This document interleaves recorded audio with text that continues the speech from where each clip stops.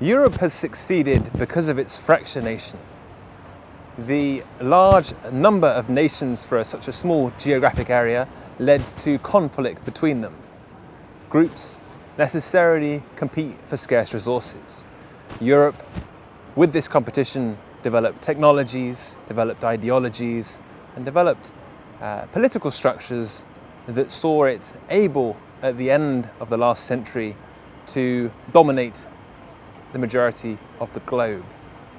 These national identities are now fading into a morass of the European Union that stands for everything and therefore, in a way, with its artificial constructs, stands for nothing. Western identity is not only in jeopardy, it is largely gone. In balance with this, we also have the decrease in faith.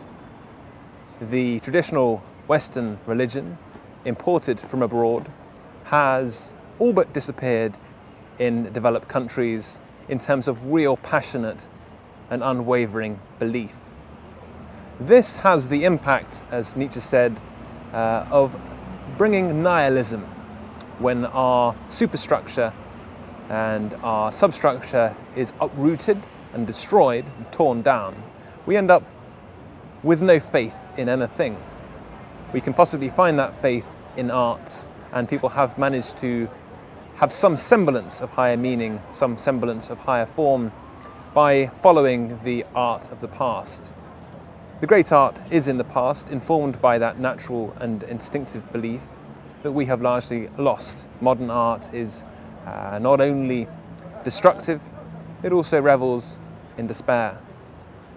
The sense of faith, the sense of identity being gone, the cathedral behind me now being a tourist attraction more than a place of worship, means that the empowering ideology and identity that bonded these nations that were always in conflict means now that we are adrift with no higher meaning, nothing to look forward to, no one to look up to, nothing at all. The sense of art, in a way, is to construct idols as well as to tear them down. At the moment, art does only the latter.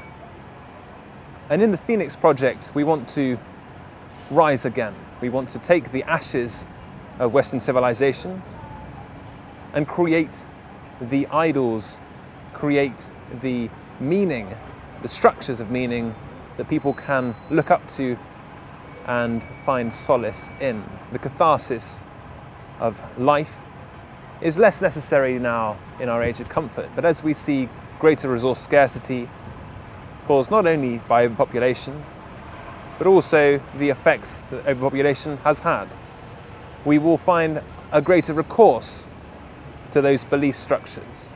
And whether we use those imported from abroad or create our own remains to be seen.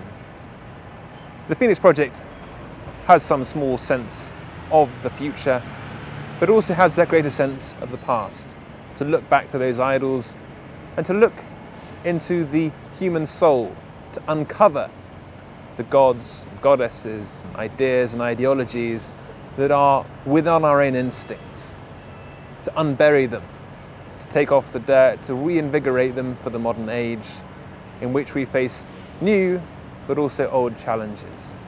Human nature itself requires this, and without it we are nothing. Art is at the moment just entertainment, interior design, but it needs to be so much more because of the pain of life, because of the joy of life, and because of the lack of meaning that has left us without idols, without identity, adrift and alone.